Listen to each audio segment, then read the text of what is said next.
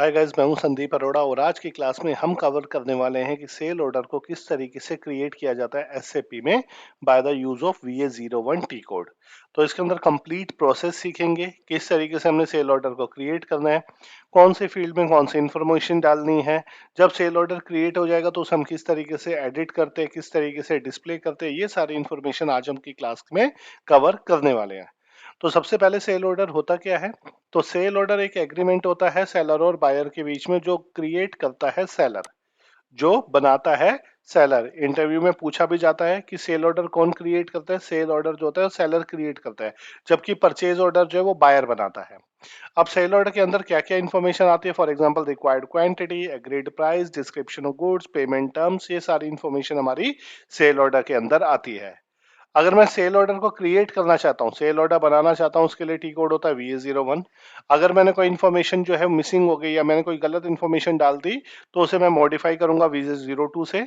और ये इंटरव्यू में पूछा जाता है सेल ऑर्डर, हम देखते हैं कौन से टी कोड से है, VA03 से हम उसे डिस्प्ले करते हैं। तो हम क्या करते हैं, VA01 वाले टी कोड पे चलते हैं एसएपी में। मैंने एसएपी में लॉग इन कर रखा है और यहाँ पे मैं चलता हूँ VA01 वाले टी कोड पे। तो मैंने /n VA01 किया, एंटर किया। तो सबसे पहले देखो क्या पूछा है मेरे से, ऑर्डर टाइप। ये है, मैं स्टैंडर्ड ऑर्डर बना रहा हूँ, स्टैंडर्ड सेल ऑर्डर बना रहा हूँ। तो मैंने यहाँ पर क्या किया, OR ले लिया। OR जो डिनोट करता है, अभी आपको पता चलेगा, ये स्टैंडर्ड से रिलेटेड होता है हमारा, इसमें हम OR लेंगे।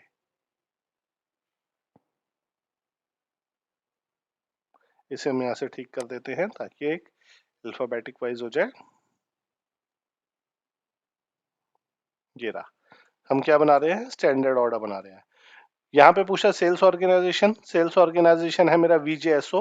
अब ये सेल्स ऑर्गेनाइजेशन क्या होता है, जिसकी रिस्पॉन्सिबिलिटी होती है सेल करने की। फॉर एग्जांपल कंपनी के अंदर एक डिपार्टमेंट आपने देखा होगा जिसे हम सेल्स डिपार्टमेंट के नाम से जानते हैं, वही ये डिपार्टमेंट होता है जिसे हम SAP के अंदर सेल्स ऑर्गेनाइजेशन के नाम से जानते हैं। डिस्ट्रीब्यूशन चैनल मेरा डीलर है, कि मैं सामान किसको बेच रहा हूँ, डिस्ट्रीब्यूट किसको कर रहा हूँ, डीलर को कर रहा हूँ। और कौन सा सामान बेच रहा हूँ, इसमें मैं ले लेता हूँ कि मैं इलेक्ट्रॉनिक्स गुड्स, जैसे मोबाइल फोन है उसे मैं बेच रहा हूँ, तो ये 15 उसका कोड आ गया। हमने यहाँ स्टैंडर्ड ऑर्डर डाला, सेल्स ऑर्गेनाइजेशन डाला, डिस्ट्रीब्यूशन चैनल डाला, डिवीजन डाला और एंटर किया। जैसे मैंने एंटर किया उसने मेरे से पूछा सोल्ड टू पार्टी, आप किसको सामान बेचना चाहते हो। मैं यहाँ पर गया, इसे मैं सर्च कर लूंगा और यहाँ पे मैं एंटर करता हूँ तो जो मेरे कस्टमर होंगे वो आ जाएंगे। तो मैं ये कहता हूँ, मैं स्टार मार्क जो मेरा वेंडर है उसको मैं ओप्पो के मोबाइल 10 क्वांटिटी बेचना चाहता हूँ। सेम शिप टू पार्टी जो उसका एड्रेस होगा वहां पे जाके ये शिप हो जाएगा। उसके बाद मैंने यहाँ पे आ रहा है डिलीवरी डेट, डिलीवरी डेट में ये कहता हूँ मैं आज की डेट में ही उसे डिलीवर करना चाहता हूँ सामान। तो आज की डेट आ गई। मेरा कौन सा प्लांट है, प्लांट ले लेता हूँ VI02। VI02 मेरा प्लांट है, इस प्लांट के अंदर हमारा आएगा, या फिर मैं इसे F4 करूंगा तो ये मेरा प्लांट ले लेगा। ये रहा, sorry, VIP2 is my plant. तो ये मेरा प्लांट है, ये मेरा प्लांट ले लेगा यहाँ पे। उसके बाद मुझे इन्फॉर्मेशन यहाँ पे डालनी है, पेमेंट टर्म्स। पेमेंट टर्म्स क्या होते हैं, जो टर्म्स होते हैं बायर और सेलर के बीच में, कि जब हम बेच रहे हैं सामान तो जो है खरीदार है, जो हमारा कस्टमर है, वो हमें कब पेमेंट करेगा। तो मैंने यहाँ 0001 ले लिया, जिसका मतलब होता है इमीजिएट। अगर मैं इस पे F4 करता हूँ और देखता हूँ तो देखो वो इमीजिएट पेमेंट करेगा। उसके बाद आता है हमारा इकोटर्म्स। इकोटर्म्स क्या होता है कि फॉर एग्जाम्पल जो फ्रेट है वो कौन बियर करेगा। तो मैंने कह दिया कि ये मेरा फ्रेट है, जो किराया है, जैसे मोबाइल में आपकी फैक्ट्री में भिजवाऊंगा तो मैं ही बियर करूंगा, वो फ्रेट फ्री है। उसके बाद मैं यहाँ पे आइटम पे आ जाऊंगा, ये जो यहाँ पे देख रहे हो ऑल आइटम, यहाँ पे 10 डालूंगा। 10 का मतलब होता है सीरियल नंबर 1। इसमें इस तरीके से चलते हैं 10 20 30, जैसे हम सीरियल नंबर 1 2 3 करते हैं। मटेरियल पे जाते हैं, मैं ओप्पो का फोन जो है वो इन्हें सेल कर रहा हूँ। मैं जो ओप्पो का फोन है वो इन्हें सेल कर रहा हूँ, तो मैं यहाँ पे जाता हूँ और सेल मटेरियल बाय डिस्क्रिप्शन पे आ जाते हैं और यहाँ पे हम एंटर करते हैं। तो यहाँ पे देखो ये आ रहा है ओप्पो 3D। ये जो आ रहा है मेरा ओप्पो 3D, ये वाला फोन जो है मैं इन्हें सेल कर रहा हूँ। कितनी क्वांटिटी, 8 क्वांटिटी सेल कर रहा हूँ। उसके बाद यहाँ पर मैं लेना चाहूँ तो ले सकता हूँ, ईच यूनिट सेल कर रहा हूँ। यहाँ पे देखो क्या आ रहा है, आइटम कैटेगरी। आइटम कैटेगरी जब आप यहाँ पे F4 करोगे, इसके अंदर देखोगे तो आपने जो लेनी है वो लेनी है स्टैंडर्ड आइटम, मैं उन्हें बेच रहा हूँ, TAN, नॉर्मली यही यूज होता है। उसके बाद मेरा यहाँ पे अगेन यहाँ पे डेट पूछ रहा है मेरे से, यहाँ पे डेट आज की डेट में डिलीवरी कर रहा हूँ। Plant VIP2 is my plant. ठीक है, अमाउंट मैं कह रहा हूँ एक ओप्पो फोन की जो कॉस्ट है वो 40,000 है। ये मैंने 40,000 डाल दी, करेंसी इज INR। ये सारी इंफॉर्मेशन डाल के मैं एंटर करूंगा। तो जैसे मैं एंटर करूंगा इसने मेरे से कहा द बिलिंग डेट इज रीडिटरमाइंड, कोई बात नहीं, हम इसे टिक करेंगे।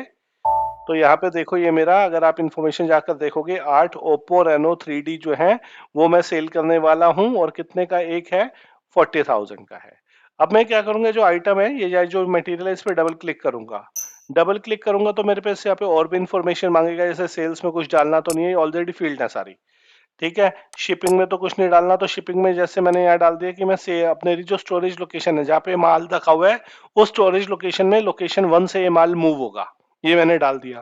बिलिंग डॉक्यूमेंट आ रहा है, यहाँ पे हमने कुछ नहीं डालना। कंडीशन में अगर कोई कंडीशन डिस्काउंट तो नहीं दे रहे, अगर कोई डिस्काउंट होता हम किसी कस्टमर पे दे रहे हैं या किसी मटेरियल को दे रहे हैं तो वो यहाँ पर आ जाता। तो 40,000 का एक मोबाइल है, 8 मोबाइल हम सेल आउट कर रहे हैं, टोटल है 1,20,000 का। कोई इस पे हम डिस्काउंट नहीं दे रहे, नॉर्मल प्राइस पे इसे बेच रहे हैं। अब हम इसे यहाँ से बैक करते हैं।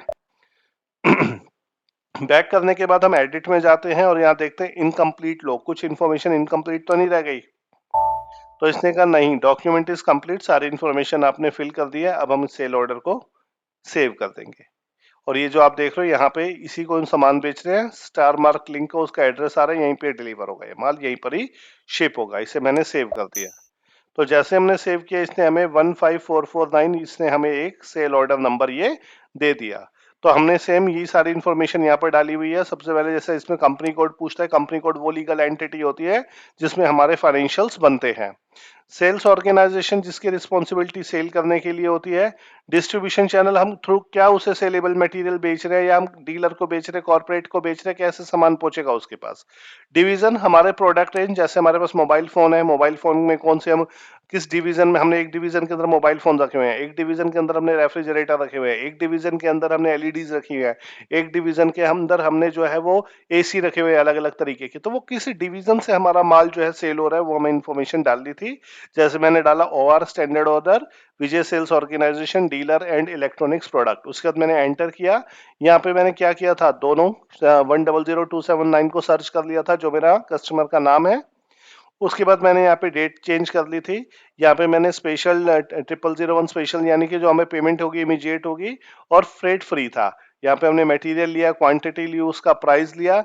ये सारी इन्फॉर्मेशन डालने के बाद हमने डबल क्लिक किया और बिलिंग में जाकर यहाँ पर हमने इस इन्फॉर्मेशन में शिपिंग में जाकर सेल ऑर्डर डाल दिया था। और सेल ऑर्डर डालने के बाद हमने बैक करके उसे इनकम्प्लीट लॉक किया था, और इनकम्प्लीट लॉक करने के बाद हमने सेव कर दिया था। और नीचे हमें जो डॉक्यूमेंट नंबर है, जैसे स्टैंडर्ड डॉक्यूमेंट नंबर 15449 हमें मिल गया था। अब हमें अगर इसमें कोई इंफॉर्मेशन एडिट करनी हो तो उसके लिए टी कोड होता है VA02। ये देखो मैंने यहाँ पे क्या डाला, VA02, और एंटर किया। ठीक है, यहाँ पे ये वही ऑर्डर नंबर आ गया, मैंने अगेन एंटर किया। तो देखो ये चेंज है। अगर कोई इन्फॉर्मेशन हो, 8 की जगह 9 क्वांटिटी करनी है, स्टोरेज लोकेशन चेंज करनी है, कहाँ से ये माल निकलेगा, आप चाहो तो ये इन्फॉर्मेशन जो है, जैसे यहाँ पे देख रहे हो स्टोरेज लोकेशन 1 आ रहा है, आप चाहो तो इसको मॉडिफाई भी कर सकते हो सेल ऑर्डर को। और यही सेल ऑर्डर आगे जाके यूज होगा जब हम इनवॉइस जनरेट करेंगे, इसी के बेसिस पे ही हम इनवॉइस जनरेट करेंगे। इसके बाद क्या होगा, अगर आपने सिर्फ देखना है, कई बार ये पूछ लेते हैं इंटरव्यू में, आप डिस्प्ले कैसे करते हो, चेक कैसे करते हो सेल ऑर्डर को, तो VA03 इसका टी कोड है। से डिस्प्ले सेल ऑर्डर मैं एंटर करूंगा। ये देखो अब यहाँ पे कोई भी इंफॉर्मेशन मॉडिफाई नहीं हो सकती। क्यों नहीं हो सकती, क्योंकि ये डिस्प्ले का टी कोड है।